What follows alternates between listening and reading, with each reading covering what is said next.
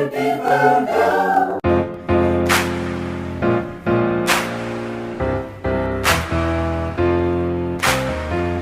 down, Moses, way down in Egypt's land. Tell all pharaohs to let my people go. When Israel was in Egypt's land, let my people go. Oppressed so hard they could not stand, let my people go. Go down, Moses, way down in Egypt's land. Tell all pharaohs to let my people go. So Moses went to Egypt's land, let my people go. Made all the pharaohs understand, let my people go.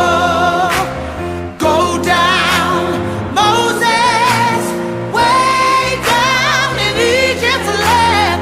Tell all pharaohs to let my people go. When Israel was in Egypt's land, let my people go. Oppressed so hard they could not stand, let my people go. Go down, Moses, way down in Egypt's land. Tell all pharaohs to let my people go. Go down, Moses, way down in Egypt's land. Tell all pharaohs to let my people, let 'em go.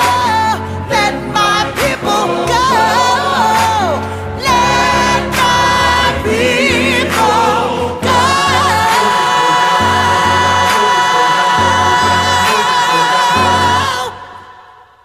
Black men account for roughly 6.5% of the U.S. population. They make up 40.2% of the prison population.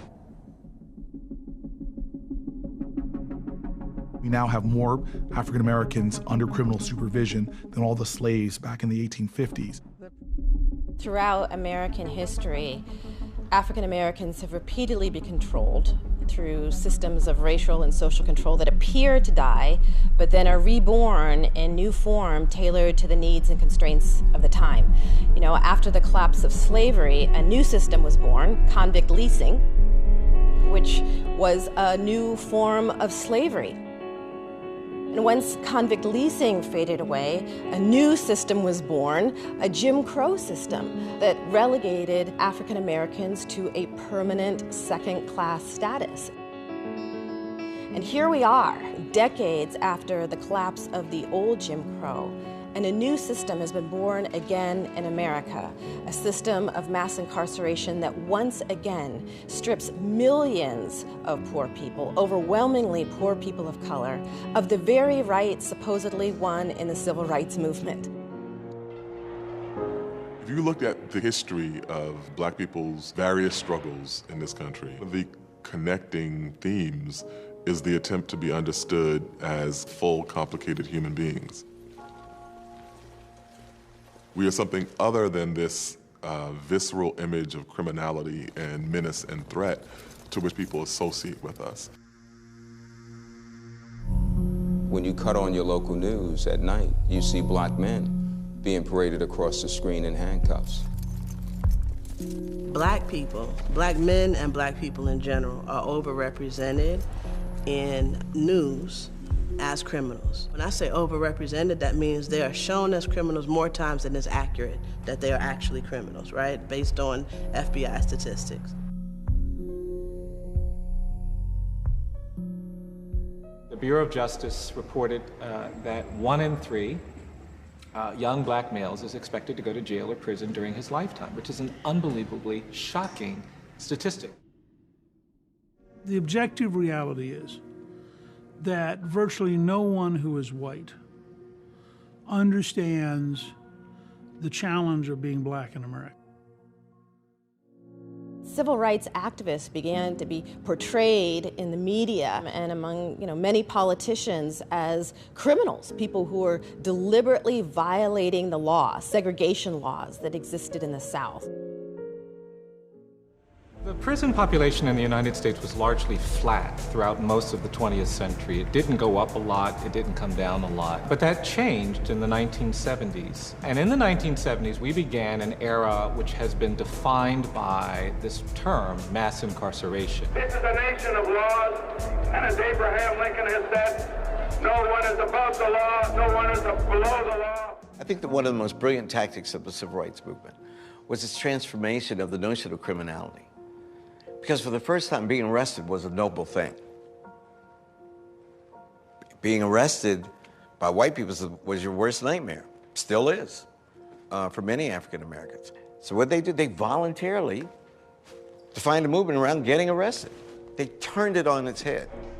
It's with the Nixon era and the law and order period when crime begins to stand in for race. If there is one area where the word war is appropriate, it is in the fight against crime. Part of what he talked about was a war on crime, but that was one of those code words, what we might call dog whistle politics now, which really was referring to the black political movements of the day, Black Power, Black Panthers, the anti-war movement, the movements for women's liberation and gay liberation at that time, which Nixon felt compelled to fight back against.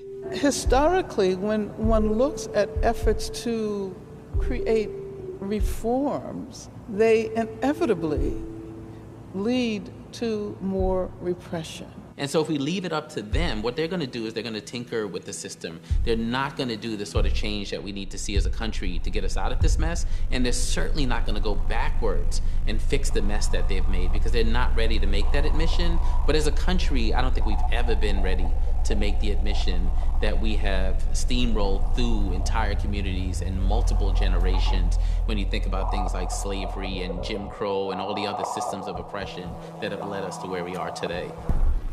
Once somebody is arrested and convicted, they're gone. Nobody particularly cares about them. In many ways, the prison systems are sort of in the dark. So it makes it a lot easier, cognitively and emotionally, it makes it a lot easier to say, send people there. If you look at the whole problem, you say, what are we doing? We have too many laws locking too many people up for too many things, giving them sentences that are too harsh, putting them in prison, and while they're in prison, doing very little, if anything, to rehabilitate them so that they can re-enter civil society when they get out.